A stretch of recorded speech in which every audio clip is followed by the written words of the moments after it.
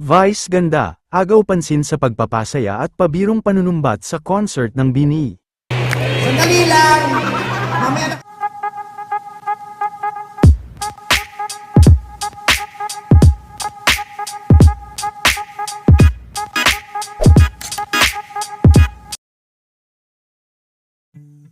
Sa ikalawang araw ng concert ng BINI, ay talagang marami nga ang natuwa kay Vice, dahil sa bukod sa inihanda nitong performance para sa Biniverse concert, ay talagang agaw pansin din, ang mga hirit nito at tila mga pasimpleng pag-alit at pasumbat sa kanila kanina. Ayon kay Vice ay bakit hindi si Ann ang kinuha nilang guest. Kung si Ann naman ang pinili nila sa magpasikat. Pero naisip ko din, ako pala yung invite yung mag-perform, pero ba't sa magpasikat kay Ann Curtis kayo sumampe? Sana sa next year po.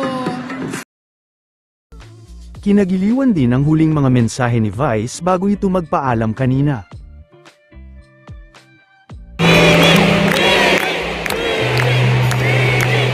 Sandali lang! Mamaya na kasi ikaw ng BINI, nandito pa ako, so alam ko hindi naman ako kasama sa chill-chill. Mga bastos din ang pakla.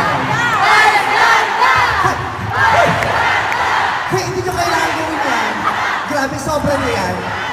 Guys, pero, again, thank you so much. I love you. And Blooms, congratulations because you are part of this success. Blooms, congratulations. Maraming salamat. Thank you. Thank you po.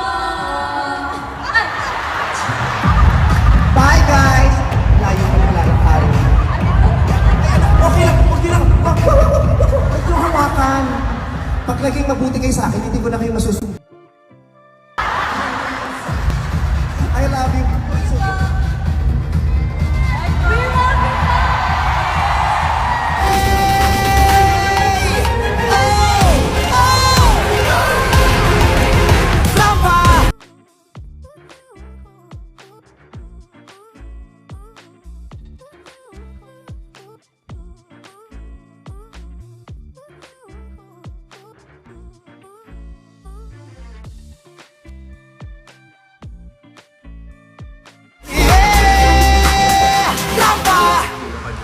love you